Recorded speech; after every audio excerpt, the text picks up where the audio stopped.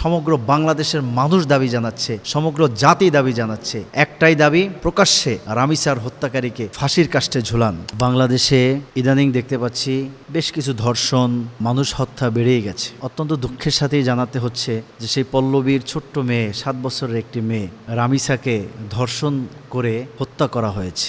যখনই নিউজটা আমার চোখের সামনে আসে তখনই মনটা খারাপ হয়ে যায়। আরে আমারও তো একটা রামিসার মতো 7 বছরের একটা মেয়ে আছে। কিভাবে একটা মানুষ, একটা ছোট্ট বাচ্চা মেয়েটাকে এভাবে ধর্ষণ করে হত্যা করতে পারে? আসলে বাংলাদেশের বর্তমান পরিস্থিতি আইয়ামে জাহেলিয়াতকেও পার করে ফেলছে। আইয়ামে জাহেলিয়াতের সময় কন্যা সন্তান যখন জন্ম নিত তখন তাকে মেরে ফেলা হতো, মাটিতে পুঁতে রাখা হতো, কিন্তু তাকে ধর্ষণ করা হতো না, তাকে অত্যাচার করা হতো না। তার মৃত্যুটাও ছিল একটা সম্মানের মৃত্যু। কিন্তু আজকের সমাজ, এই জাহিলিয়াতের যুগ আবার ফিরে এসছে, বরঞ্চ জাহিলিয়াতের থেকেও খারাপ অবস্থা আমাদের দেশে বিরাজ করছে। অত্যন্ত দুঃখ ভারাক্রান্ত মন নিয়ে বলছি, বর্তমান সরকারের কাছে বিনীত অনুরোধ থাকবে, বাংলাদেশের আইনটাকে আপনারা ইসলামী শরিয়া অনুযায়ী অন্তত পক্ষে এই ধর্ষণের বিচারটা যেন ইসলামী শরিয়া মোতাবেক হয়, এইটা আপনাদের কাছে দাবি। ধর্ষক যিনি, তার বিচার হলো তাকে প্রকাশ্যে তাকে হত্যা করতে হবে। এই বাংলাদেশে যদি একটা বিচার হয়, যে বিচারটা হাজার হাজার মানুষ থাকবে, হোক সেটা সোহরাওয়ার্দী উদ্যান অথবা বাইতুল মোকাররমের দক্ষিণ গেটে হাজার হাজার মানুষের সমাগম থাকবে, শত শত মিডিয়ার সামনে প্রকাশ্যে